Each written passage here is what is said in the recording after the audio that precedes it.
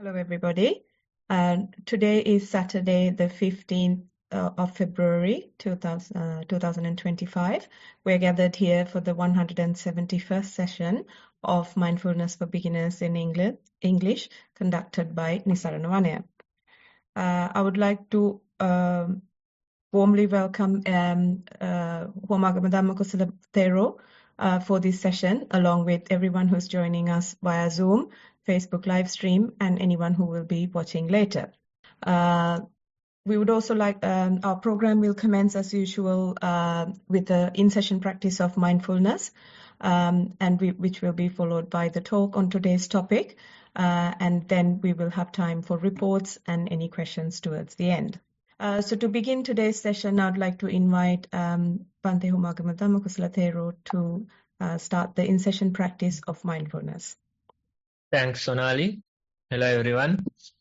So today, I think we can do a sitting session to start today's program.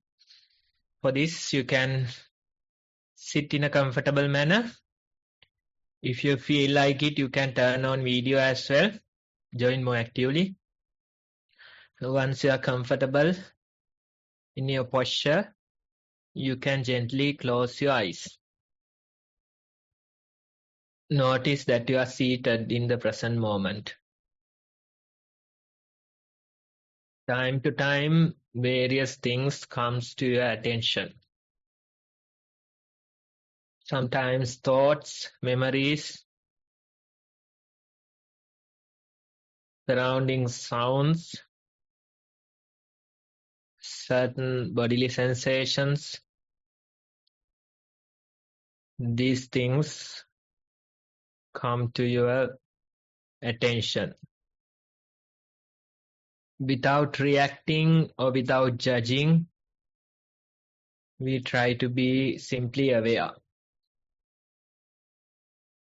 We simply try to continue with the awareness.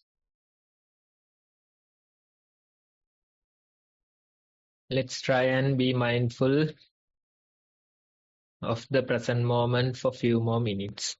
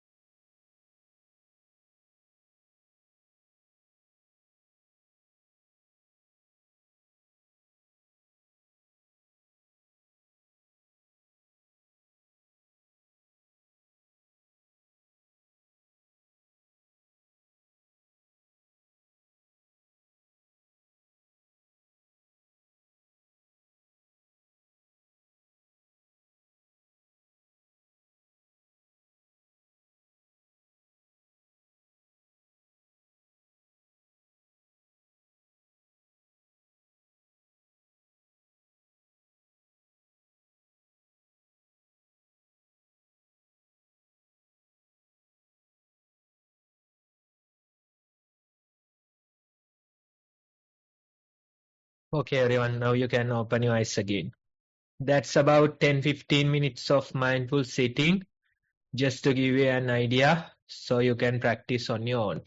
With that, Sonali, you can take over. Thank you, Bante. Next on the agenda is the talk on today's topic, which is polar opposites. And to start this talk on today's topic, I invite Bante Dhamma Kusala Thero again. Over to you, Bante. Okay, everyone, so this is a new topic that we are starting today.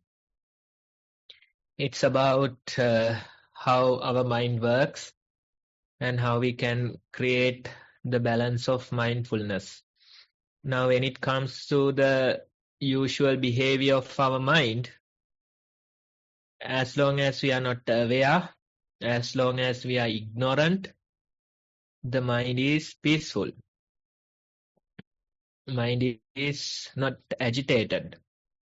But let's say we come to know some information. We get certain thoughts, memories. And due to the thoughts, memories, due to the information that we become aware, usually the mind, it gets agitated.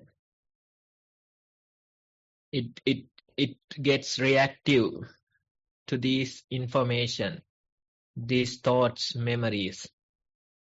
So this is how the mind usually operate.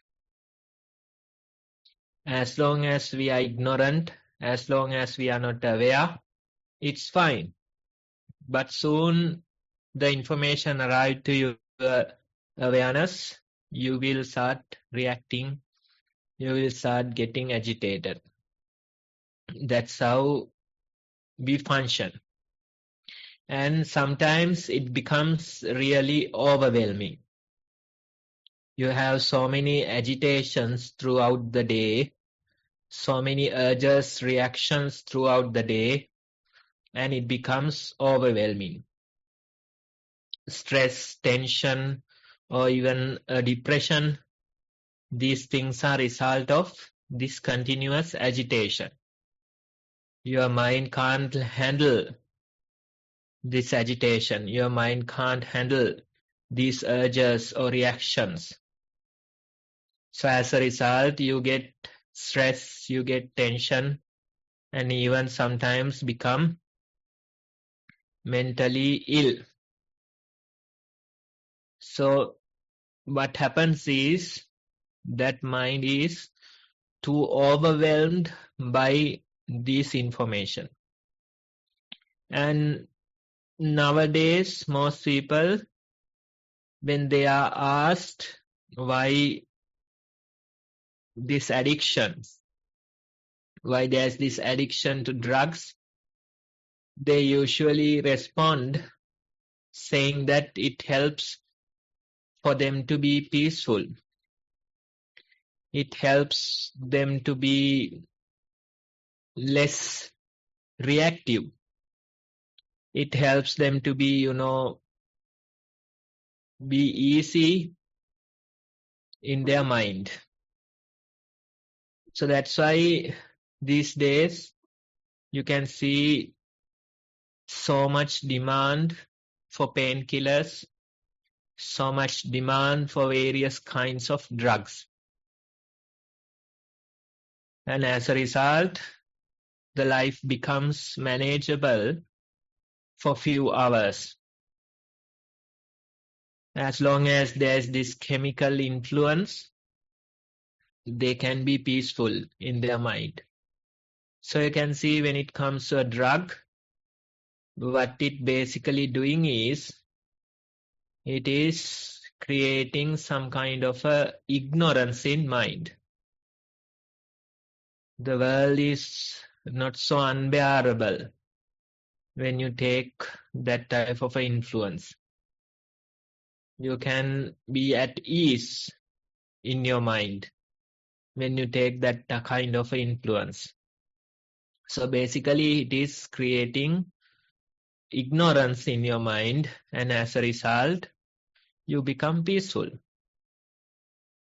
the opposite of knowing or the opposite of awareness. When there is ignorance, when you don't know certain information, you are not agitated. You have peace of mind. When you don't know that this incident happened, you have no agitation. When you are paying less attention to your thoughts, emotions, you can manage yourself. Right? So this way, you can see whenever we are aware, we become agitated, we get urges, reactions. But whenever we are ignorant, we become peaceful. But this ignorance, it is not lasting peace. It doesn't create lasting peace. It creates temporary peace. Maybe for a few hours you become peaceful. But when the influence of the drug wears off, you become even more agitated. The next day you need a higher dose in order to get the same influence. Right? So that way the ignorance, it's not a permanent solution. You can find some peace temporarily with the ignorance, but it is not lasting. Right? So the today's idea is, when we practice mindfulness, we practice awareness. And the topic says that you can be aware and have less reaction in your mind. Let me read out the exact comment, the exact quote. It says, mindfulness requires awareness and low reactivity, kind of like polar opposites. Mindfulness, the practice, it requires awareness as well as low reactivity. So these things are kind of like polar opposites. When we are aware, we get reactions, we get high reactivity. So they are polar opposites. As long as you are ignorant, you can have low reactivity. So how can the mind be aware as well as low reactive? That's the question, that's the practice that we are doing. So initially for a beginner, this is really hard. This is really hard, and they complain a lot. They complain a lot. They say that due to the mindfulness, I can feel a lot of suffering in me.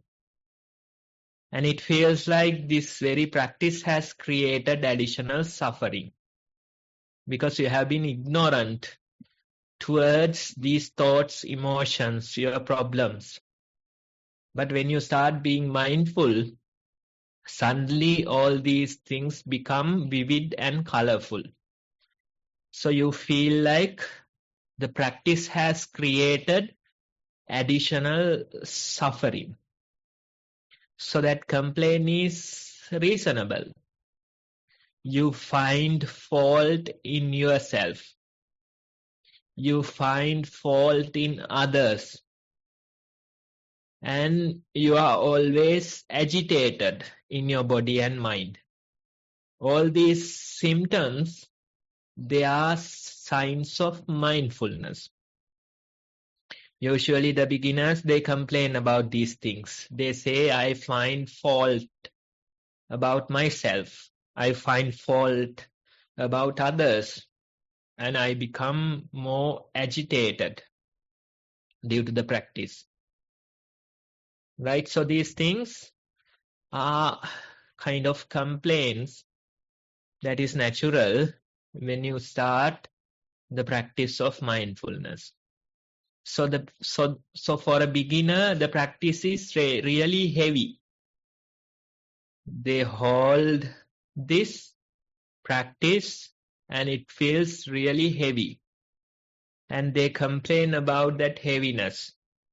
So you can see being aware as well as being low reactive, it's a difficult balance. It's kind of like polar opposites, being aware as well as being low reactive, kind of like polar opposites. So it's a difficult balance, and it's natural that we hear a lot of complaints about it. But the very practice, the idea is to achieve this difficult balance little by little. Initially, it might be hard, but with repetitive practice, you get closer and closer to this difficult balance that we are talking about. Being aware and low reactive at the same time. That difficult balance, although it is hard in the beginning, with time you can create it. You can get to that balance, you can get to that level. So that's the very idea of repetitive practice. That's why we do repetitive practice. Most of us, we say that it's harder to maintain a certain hours of practice continuously. You can do a few hours of practice, maybe at least like couple of hours of practice today, but tomorrow becomes too busy and you miss those hours. That's fine. Little by little, somehow you try to create a certain habit of practicing at least like couple of hours of formal meditation. As we have discussed in this very program before, you can be skillful and find ways to practice in your life.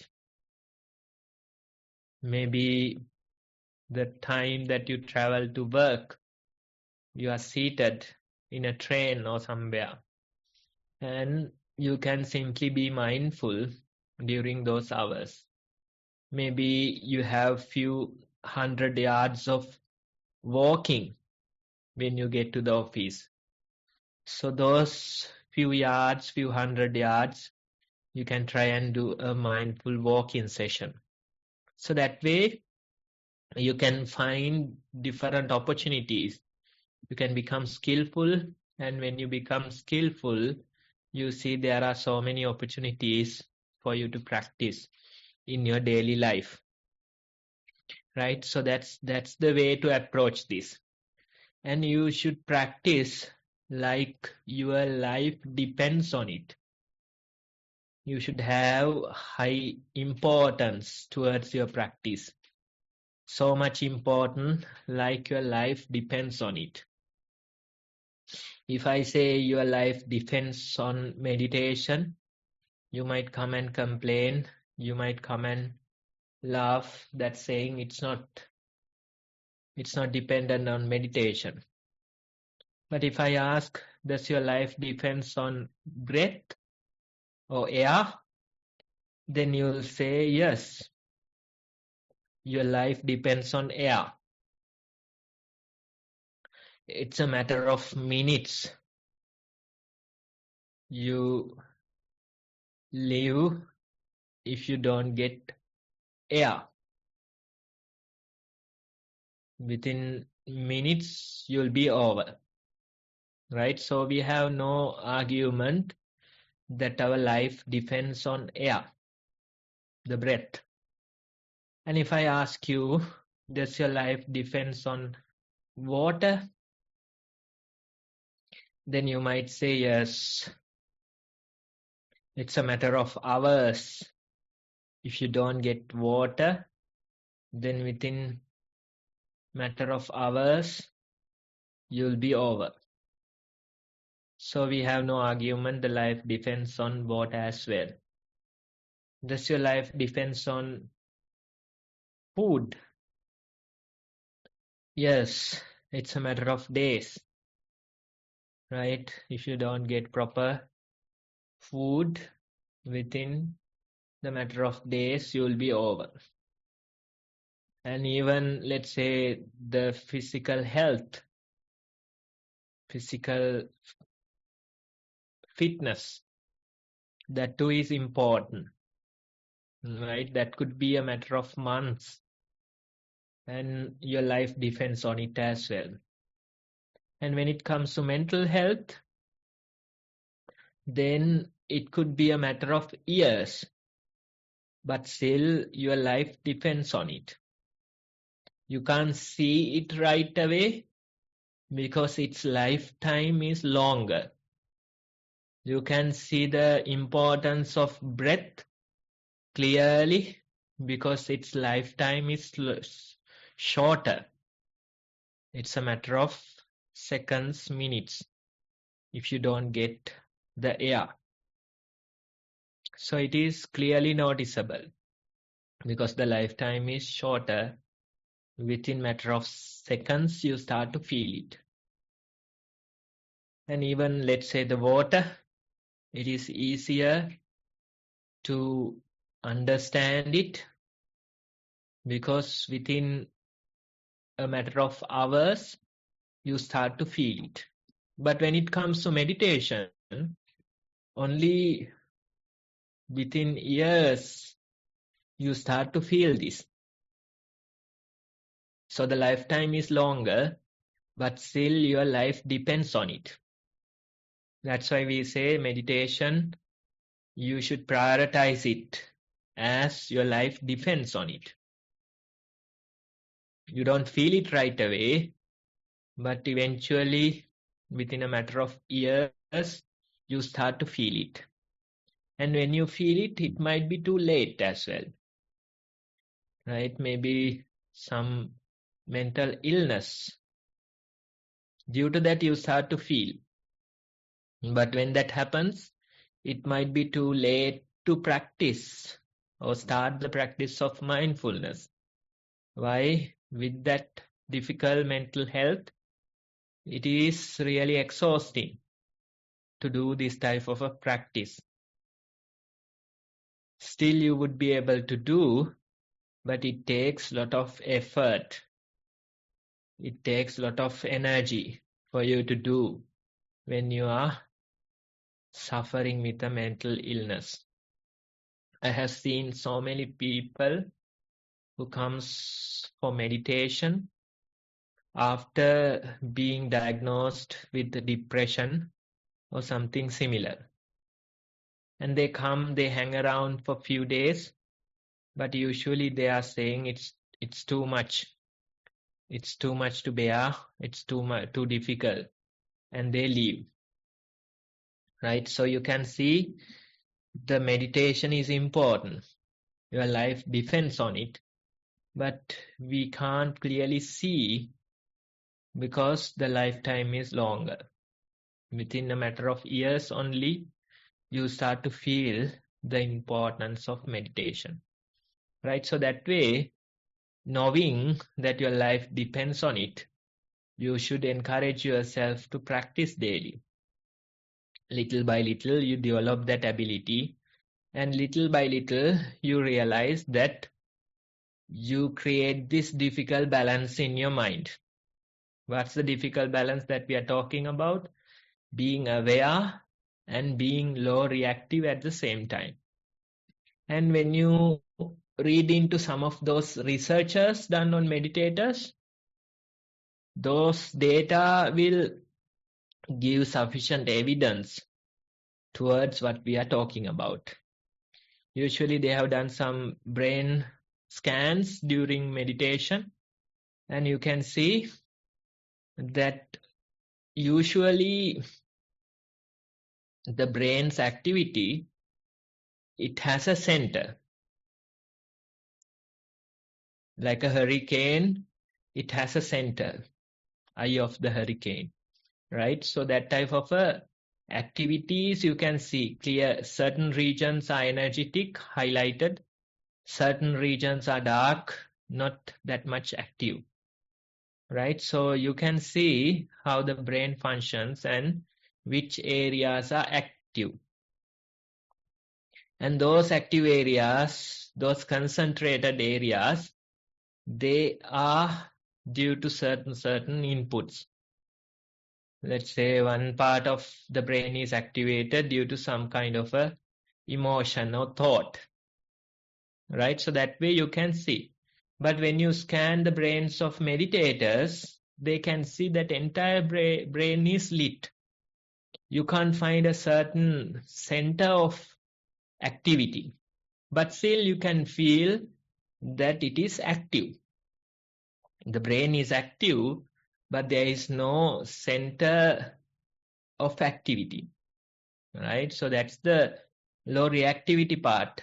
That's why you can't see a center, but still the whole brain is lit, right? So you can see the awareness is there and the whole brain is active, but there is no particular reaction towards something, right? So those things will help us to know that with repetitive practice, we can create this difficult balance.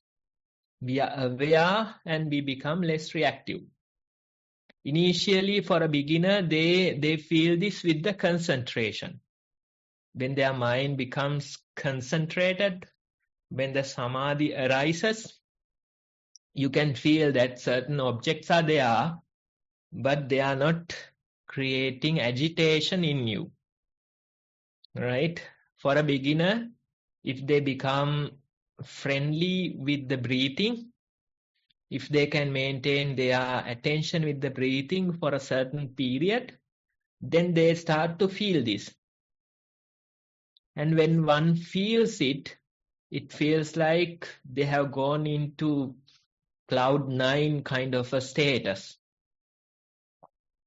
They feel like maybe I'm enlightened, something like that they feel. When they feel it for the very first time, it is too overwhelming. It's heavenly, right? For the very first time in their life, they see how the mind is low reactive. Objects are there, don't get me wrong. The objects are there, surrounding sounds are there, various thoughts come and go, but still your mind is not agitated. That comes from the samadhi that is created, concentration. And initially it is very helpful. And as a result, you feel that the meditation works. As a result, you feel these very refined status of your mind, like a heavenly state of your mind, you feel, right? And you feel how the mind is low reactive towards these objects. The things come and go, the thoughts come and go, the sounds come and go. You are fully aware, but you don't feel the usual agitation.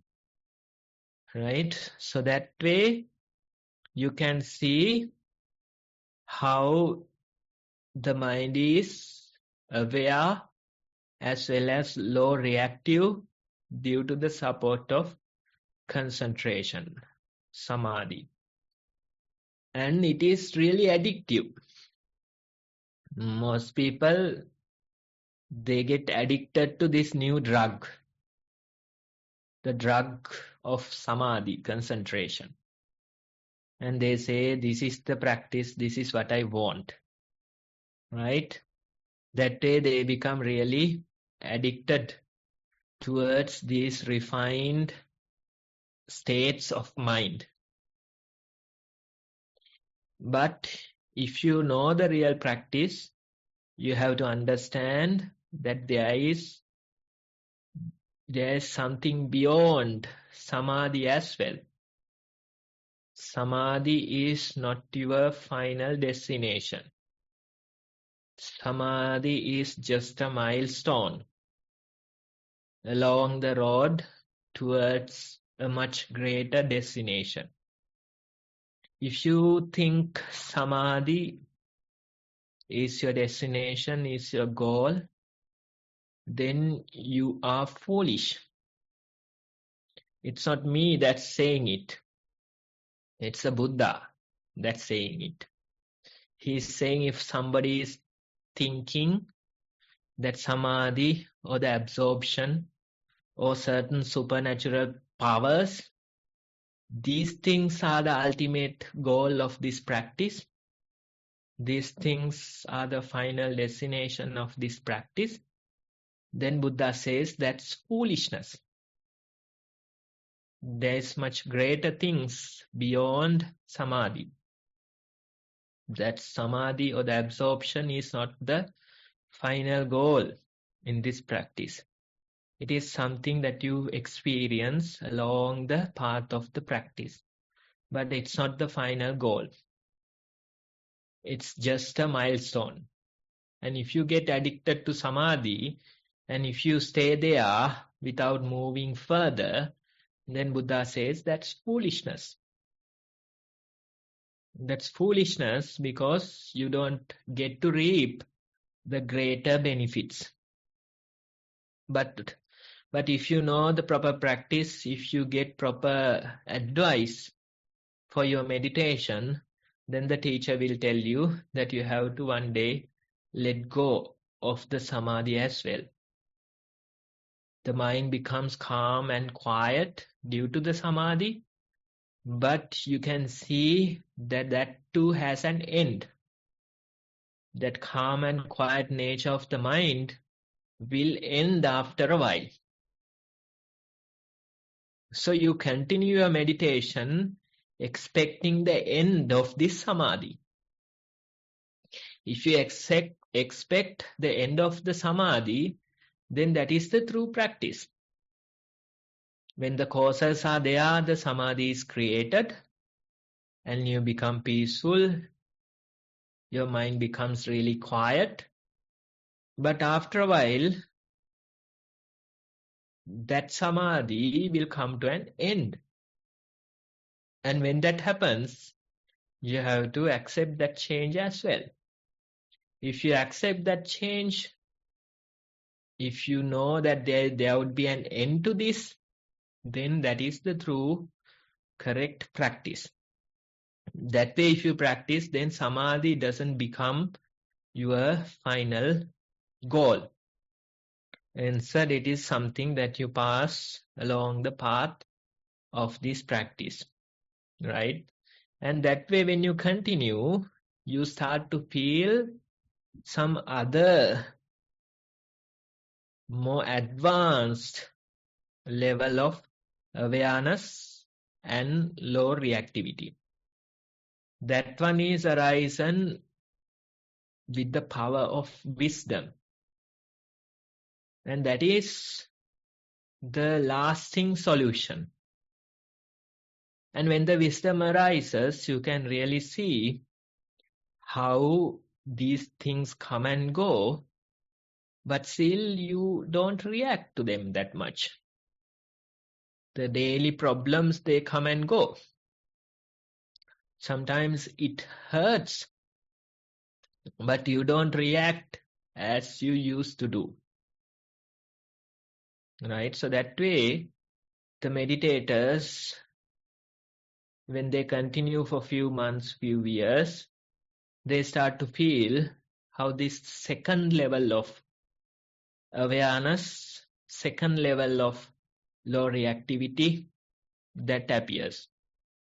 And this second level, more advanced level of awareness and low reactivity, that is due to the wisdom. Still, you are along the path of practice, but you can feel it into a certain extent. Still, some things you become agitated. Still, some things hurt. But you know, comparatively, the practice is working.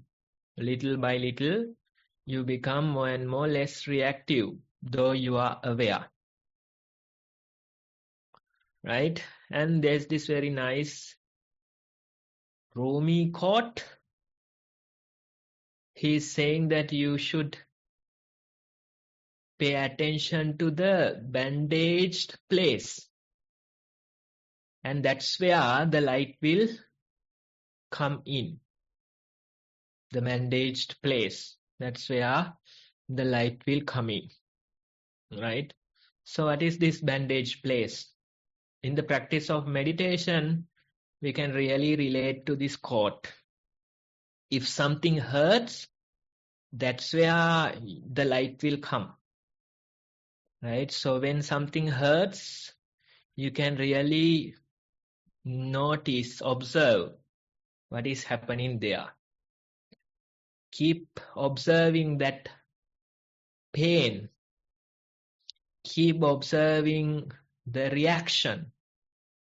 Keep observing how repetitively your attention goes to these things, right? So you can really pay attention to the places that hurts. And as a result, the light or the wisdom enters, right? So in our practice, in our life, we can see still certain things are there. I'm out of control when they happen. Still certain things are there. I react to them very so much. Still certain things are there. I feel pain due to them. So that's where you should pay your attention to. Pay attention to the things that hurts. Pay attention to the things that agitate you. Pay attention to the things that creates this suffering. And if you keep paying attention to them, then you will reap the benefit of light or the wisdom. Right? So when it comes to the true practice, after some years, some months, truly the practice becomes 24/7. As long as you are aware, you have to keep paying attention to the things that hurt. In other words, we say likes and dislikes. Whenever the likes and dislikes arise, that's where you can pay attention to things. That's where it hurts. That's where the light or the wisdom will arise. Right? So you can see this truly becomes a daily practice. The meditation becomes living. When you travel to work, you are meditating. When you work for so many hours, deal with various people, you are meditating. Especially when you get angry, when you get agitated, especially when you feel hurt, especially when you feel stress. That's where you have to really pay attention.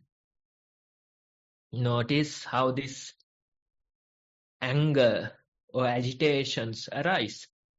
Notice how this pain arises.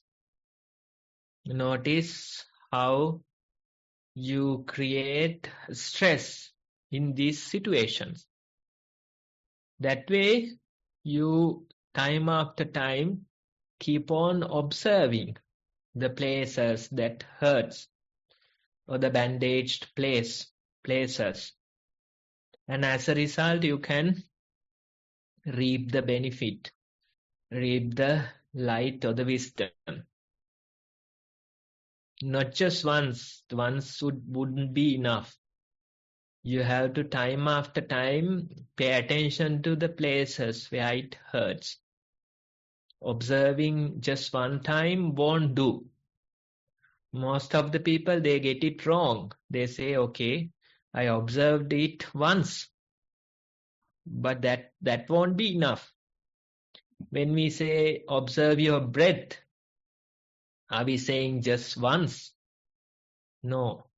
Instead, for thousands and thousands times, we observe the same breathing sensation.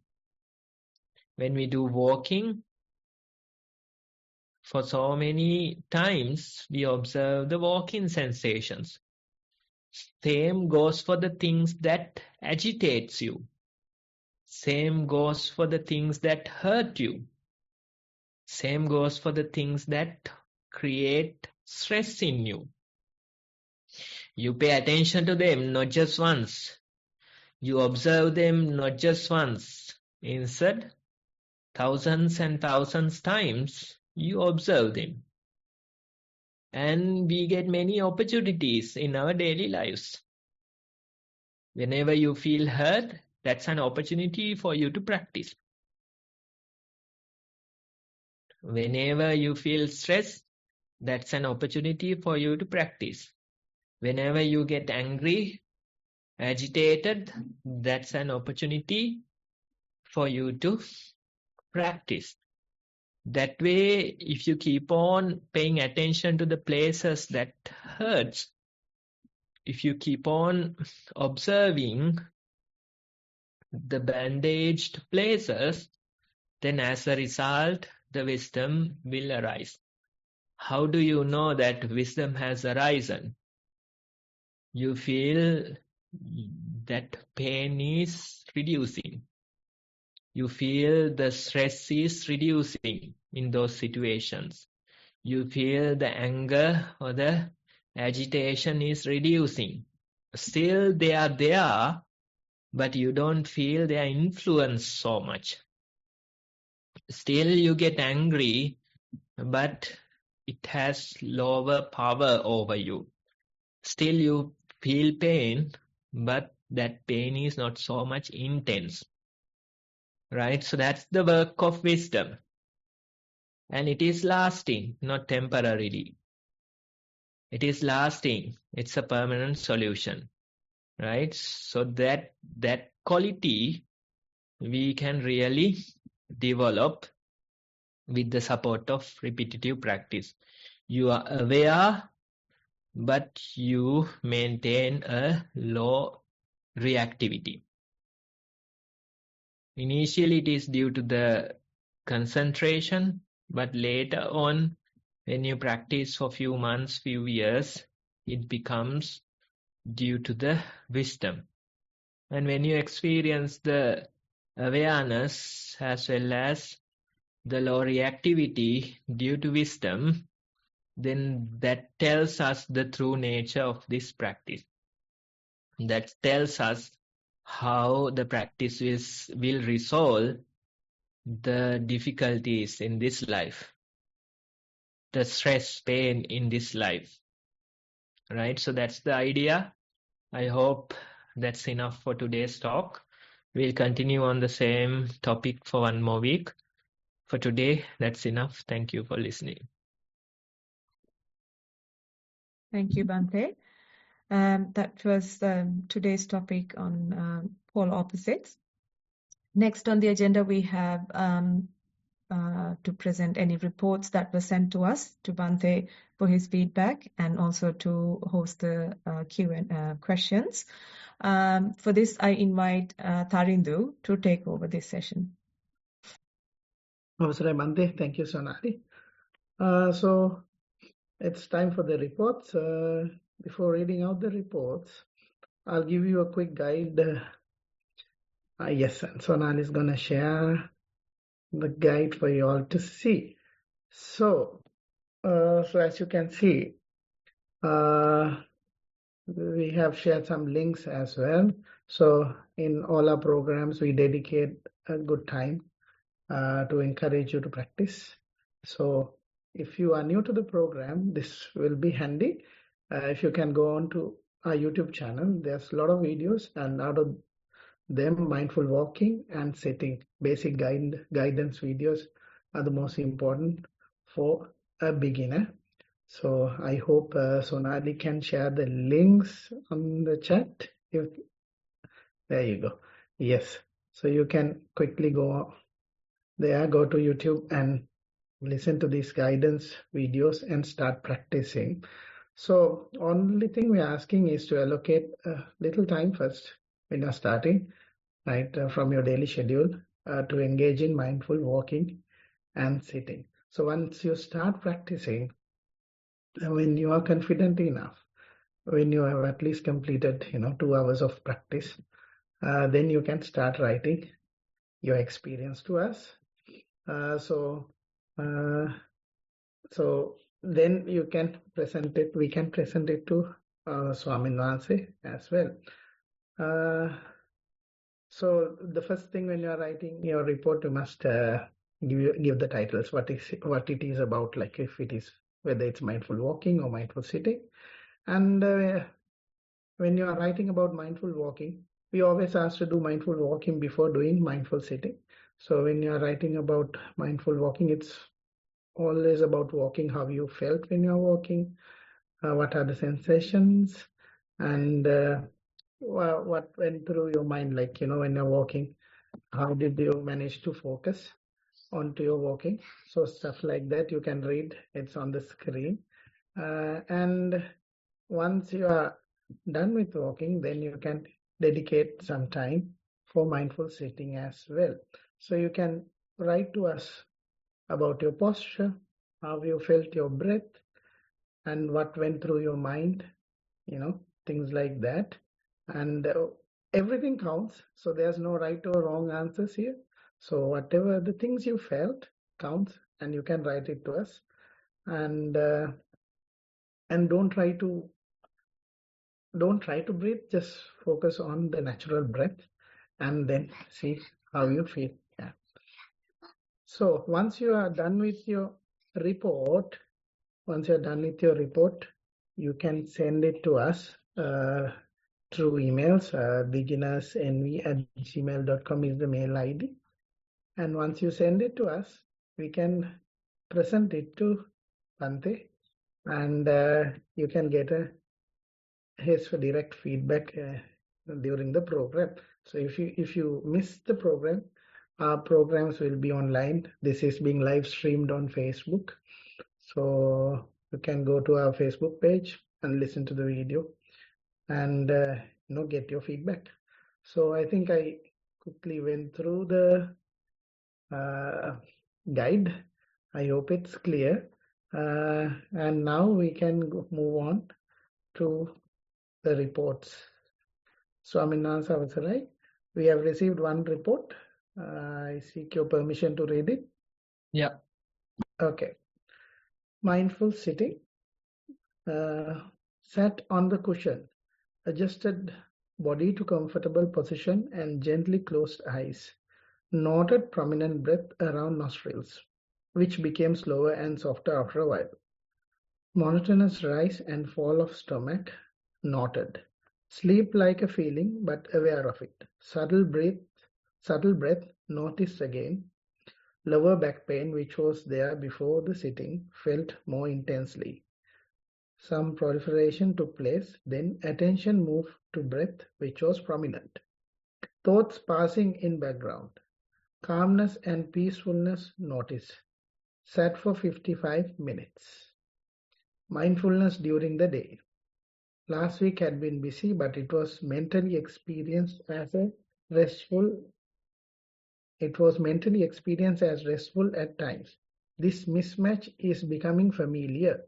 Several unexpected requests were made by others for help, and noted initial rise of energy in mind, which subsided before getting on with things.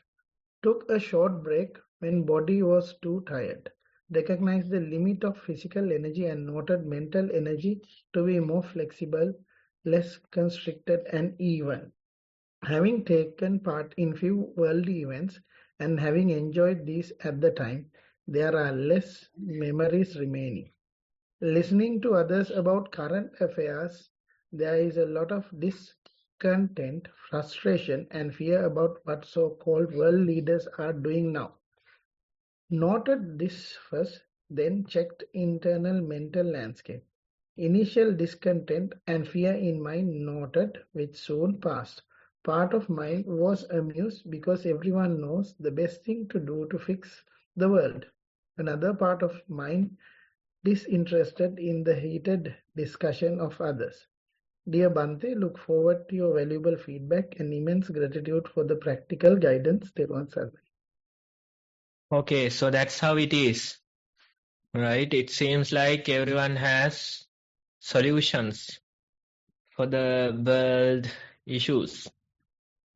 And whenever you ask from somebody else, they have all the solutions for your questions or the problems that you are facing, right? So as long as the problem is not mine, the answer is philosophical. But when the problems becomes our own, then that philosophy disappears, right? So that's how it is. As long as it's somebody else's problem, we have all the great philosophical answers. As long as when it comes to worldly matters, we know what to do, but not the leaders who are really running it, right? So that's how it is. That's the nature of this mind, right? So somebody else's problems, it's much easier to discuss, resolve. The world matters, that too can be easily done. But when it comes to our own problems, troubles, then that philosophy disappears, right? So that's how the mind, that's how it is at work, right? So instead of facing the real problem, the mind is escaping that, trying to resolve the worldly matters. Instead of resolving your own problems, somebody else's problems could be easily resolved, right? So you can see how the mind is turning outwards, but the real way is to turn it inwards. It's not easy. That's why most people, they have heated arguments when it comes to these things. And even the relatives, they become enemies due to these arguments, right? So in a group gathering, in a party, you have to be really careful to make sure that the party ends without any trouble, right? Especially when people get drunk. And that's like, waiting for an accident to happen, right? So this is how the attention easily goes outwards, facing some other people's problems, solving them, talking about the worldly problems, matters, right? But when we turn the attention inwards, we can see the real problem. The real problem is within, not in the outside world, right? So most people, they dare not to touch it. They prefer resolving the others' problems.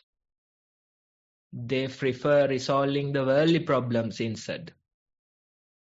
Because facing the real problem, it takes a lot of courage, right? So that's why most people, they dare not practice,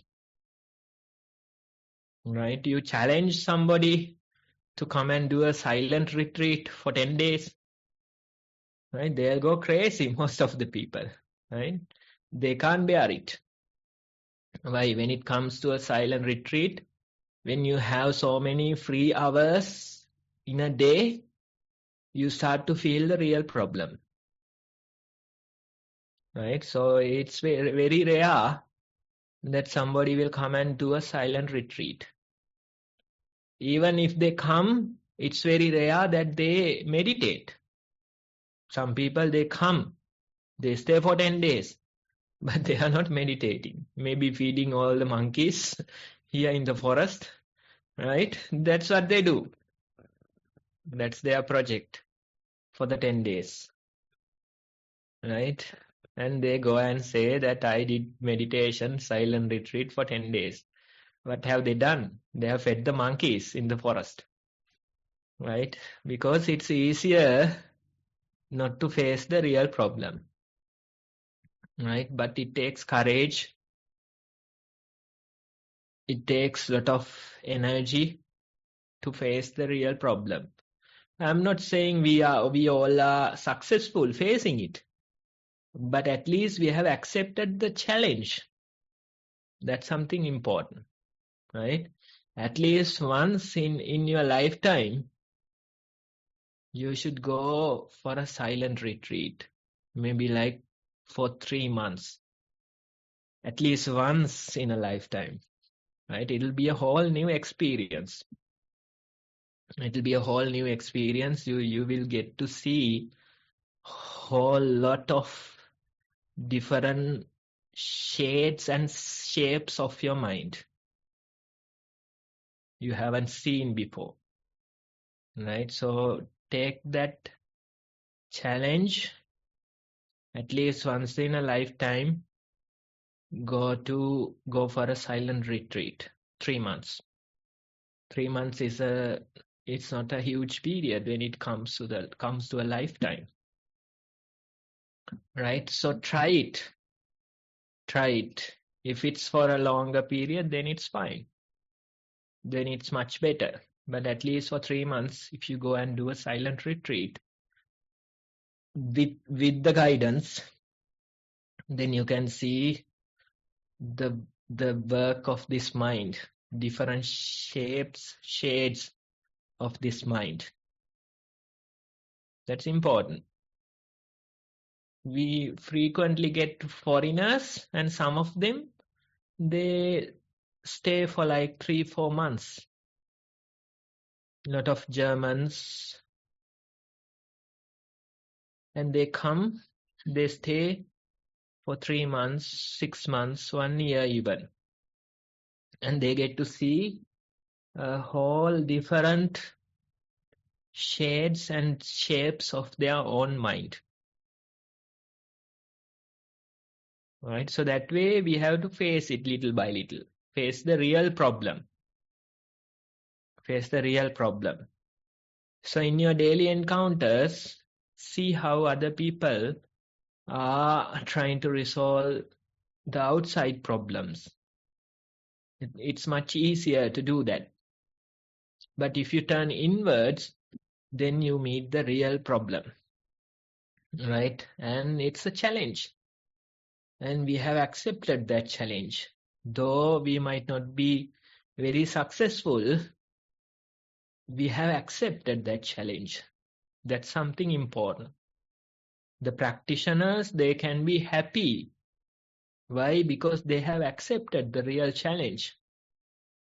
If you do daily meditation, at least 1 hour or so, if you try to practice mindfulness in your daily life, then that's something that you can be happy about. That's something that you can be proud about. Why? Because you have at least accepted the real challenge. Most people, they spend a lifetime avoiding the real challenge. They dare not address the real problem. Right? So see it. Continue the practice this way, and you'll get to see different shapes and forms of your own mind, and as a result you'll become more and more peaceful with that practice. Thank you for sharing. Manas, we have received another report, got it just now, so I'm going to read it. There was Sarnai Bante. Once I mentioned staying alone and facing the fear of seeing ghosts. Now I have nothing to write about it and I am okay with it.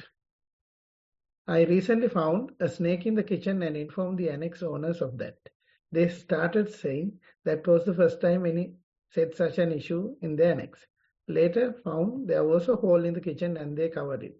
I didn't worry about that and slept well and stayed in the annex. But it was a bit extra work as checking the kitchen for safety. Sometimes snakes' images kept fading away from nowhere and had nothing to do except be aware of those. After the incident, I removed some items from the kitchen to make it easy to see the area. After a few days, I was in the hall at night and watching a video on YouTube. Once the attention went on to the video, there appeared on the side, which was in the tile, as a monk appeared on the side, which was in the titles as a monk was rescued from a snake biting by a cat. But didn't want to watch it. But this faded away as who will rescue me if I face such an incident. Suddenly a slight sound came from the kitchen and a quick command came, go to the kitchen and see. When I went to the kitchen, the body went to exact place where the sound came from. It was in between the worktop and cupboard's frame. There was a small head peeping out, and I identified it as a snake. Kept looking to clarify, and the head was gone. Again, after some time, it peeped out, which confirmed it was there. So, at the exact time when the snake's head came out, I was there to notice it. Then I took the help of the annex family to remove it. Still, they were angry as it was a trouble for them and kept raising the point that it was after I came on this issue happened. Even after they covered the kitchen hall. As steps taken to remove items after finding the snakes were very helpful in facing the incident of the second snake. As I don't have any option, I have to live there till I find another place. After the incident, I stopped using the kitchen as I didn't want to take the risk. Had no proper sleep that night. 2 nights stayed in a paid room due to fear, but I had to come back to the annex. The only person who helps me normally also didn't have the urge to take me out there. The one also makes room for me to face fears. Feel like of him, bit of enjoying away from what I had to face. Disagreement on his faded from time to time. It's like when nature teaches lessons. It uses the nearest ones and they also do their work. I didn't have the urge to face this fear of what to risk my life as none to take care if anything happened and still alive. The battles in which to put energy and which to take a step back is one has some control, I guess. I keep searching places to move to. This is the 7th annex in this journey. Same time I had to find a way to sleep in the annex, keeping the fear side. Without sleep, going to search places was tiring. So an idea came to cover the big opening in the bathroom, which opens to the small kitchen with a net. So I did it. Yesterday I slept well. When I started to write this, while writing, felt what for writing. After seeing a very long report and even that it needs to be sent, what is the purpose of writing? One faded away as it would be helpful for someone who needs it in some manner. Next was the urge to tell, but I notice now urge to share experiences also getting low and slight urge arose to be silent. These all appeared in the blurred mood and still can be identified, but it has a seal like it's far away and doesn't feel the weight of things as early. But it doesn't mean also there is no even slight interest in what's happening. Where needed, it takes action. Thank you so much, Bhante, for your guidance. Thero and Saranai, thank you for giving me this chance to connect. I hope it's clear, Bhante. Okay, right. Thanks for sharing your experience, although it is difficult to, share such experiences. I think it is helpful for you as well as the others to share it like this. And as you can see, you can run from your fears, right? It's the 7th annex in this journey. Wherever you go, you find something wrong eventually, right? Even the owners, they might complain that due to you, the snakes come. They haven't had that problem before, right? So you can see running from the fears, you can do various things, you can find new solutions, but still it doesn't work. If it's a snake today, tomorrow it will be something else. Right? So that's how it is. So instead of running from the fears, Buddha encourages us to face the fears. He himself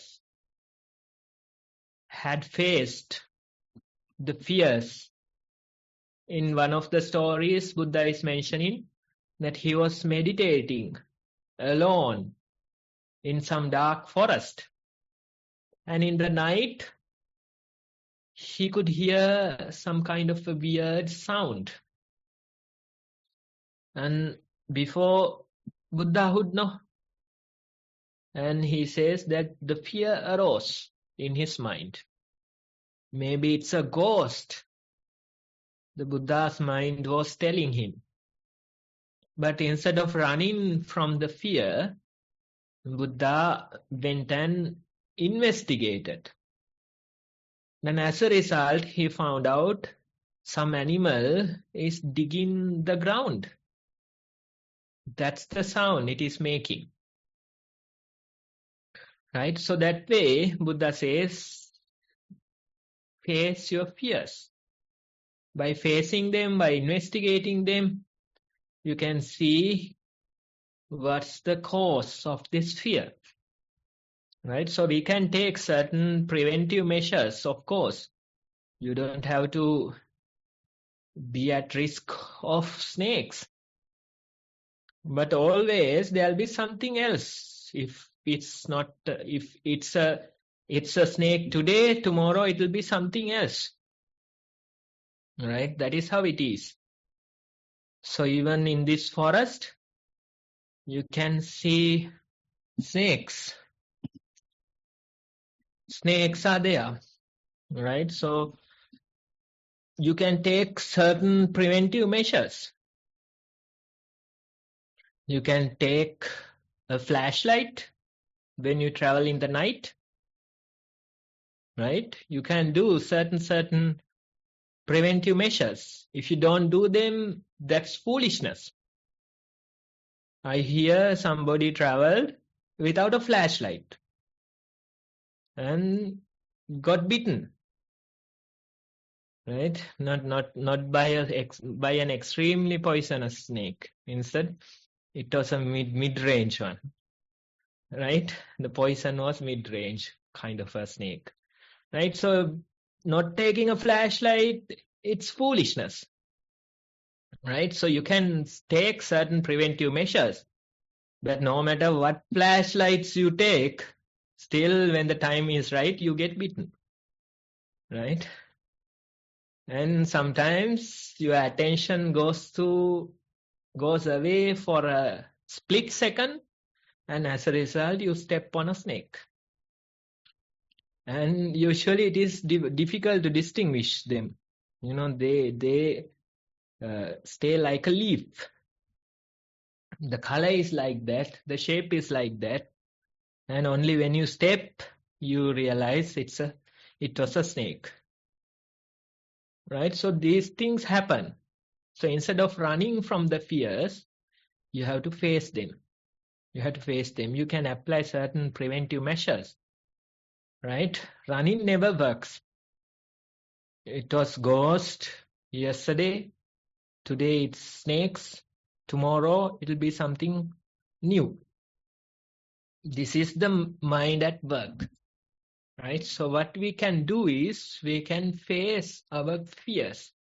Instead of running from them, turn your attention towards the fears and see how it is making you run. Right? Changing annexes. Finding solutions. This is the real mind. That's where the real problem is. And when it comes to snake bites, usually what kills people is the fear. Mainly it's the fear. Right? When you realize that you got bitten, your heartbeat rises. You become fearful. you become agitated. You run here and there, working your body, trying to find someone or some solution. And as a result, whatever the poison that's there, it will spread throughout your body. So you can see fear kills, right? Even some people, they die from a non-venomous snake bite. What's the reason? Fear, right?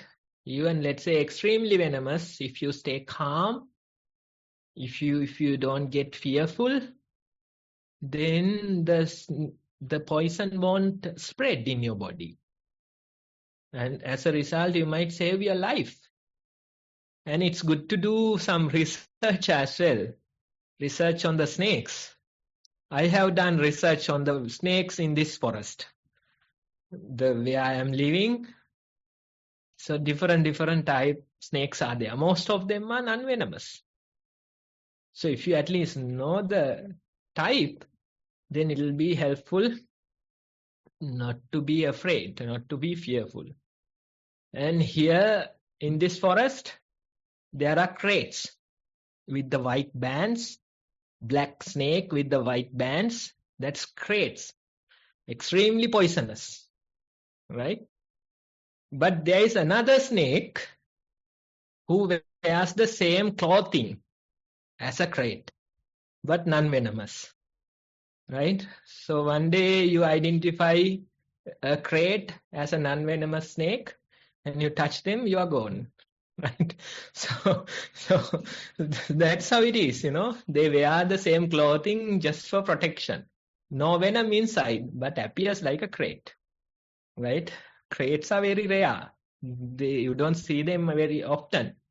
Mostly what you see is non-venomous, appears like a crate. But you have to be careful. If you touch the wrong one, then you're gone, right? So you can do some research as well. Most of these creatures, they are innocent creatures. And they have very little poison saved for their meal, not for you, right? So we become fearful for no reason, right? So that way you can little by little develop the ability to face your fears. Face your fears. It won't be easy. Yesterday it was a ghost, today it's a snake, tomorrow it will be something new, right? So running from them, it never works. Little by little, try to face them. Stop exhausting yourself with this fear. Instead, try and find the real problem, which is the fear in your mind, right?